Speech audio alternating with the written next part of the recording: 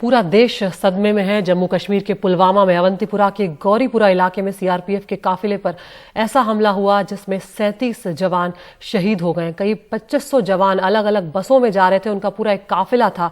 तभी एक स्कॉर्पियो जो कि विस्फोटकों से भरी हुई थी उस काफिले में एक बस से टकराई, जिसमें सीआरपीएफ के 37 जवान शहीद हो गए हैं। और इस हमले की गंभीरता इसलिए भी बढ़ जाती है क्योंकि पहली बार घाटी में मानव बम का इस्तेमाल हुआ है और हमले को अंजाम देने वाला आतंकी का नाम आदिल अहमद डार है। जैश ए मोहम्मद का आतंकी ये बताया जा रहा है और जैश ए मोहम्मद ने जिम्मेदारी भी ली है इस हमले की। और ये भी बताया जा रहा है कि पिछले साल यानी 2018 में ही जैश ए मोहम्मद में शामिल हुआ था ये अहमद डार और घाटी में बड़े हमले की फिराक में था, जिसका मौका उसने कल निकाला और इस तरह से घात लगाकर एक तरह से सीआरपीएफ का जो काफिला था उस पर हमला किया है। आपको अपडेट देते चलते हैं कि इस वक्त क्या कुछ हो रहा है। तस्वीरें आप देख रहे हैं सुबह की अवंतीपुरा के इलाके की, जहां पर ये हमला हुआ है। वहां पर पूरे इलाके को कॉर्डन ऑफ कर दिया गया है, सुरक्षा वहां पर चाक चौबंद है।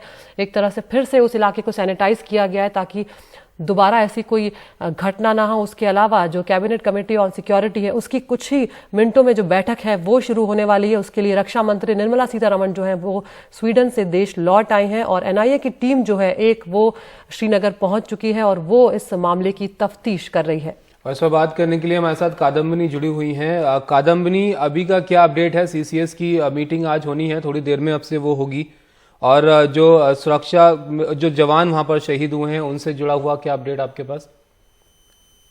देखिए, सीसीएस की बैठक कुछ देर में शुरू होने वाली है। माना ये जा रहा है निर्मला सीतारमण वहां पर होंगी, अरुण जेटली भी वहां पर पहुंच सकते हैं, ऐसा भी सूत्र बता रहे हैं। तो ये बैठक जो है ये उसमें बातचीत होगी, इस पर चर्चा होगी कि आखिर आगे क्या कदम उठाया जाए। आपको पता है कि ये बहुत बड़ा अटैक है और इसका रिस्पॉन्स क्या होना चाहिए वो भी इस पर भी चर्चा होगी। चुनावी साल है इसलिए कई तरह के कयास लगाए जा रहे हैं, लेकिन ये जरूर है कि एक बैलेंस इसमें कहीं ना कहीं एक फैसला लेने की और एक जवाब देने की जरूरत जरूर महसूस की जा रही है, क्योंकि 2018 में जो पूरे साल में हमारे जवान जो शहीद हुए थे वो एक बार में यहाँ पर 2019 में एक अटैक में हो गए हैं। इस बीच आपको ये भी बता दूं कि लगातार अलग अलग देशों से रिस्पॉन्स आ रहा है इस पर और लोग कंडेम कर रहे हैं, अलग अलग देश कंडेम कर रहे हैं, आतंक के खिलाफ साफ खड़े हैं। और साथ में पाकिस्तान पे जो साफ तौर पर यहाँ पर भारत ने स्टेटमेंट दिया है, पाकिस्तान को जिम्मेदार ठहराया है, डिमांड किया है कि वहां से जो भी आतंकी उसके जमीन से भारत पर हमला कर रहे हैं उन पर फौरन रोक लगाई जाए। यहाँ तक कि व्हाइट हाउस का अभी फौरन जो स्टेटमेंट आया है उसमें भी पाकिस्तान को कहा गया है कि उसकी जमीन से जो भी टेररिस्ट ऑर्गेनाइजेशंस ऑपरेट कर रहे हैं उन पर फौरन सपोर्ट देना बंद करे पाकिस्तान।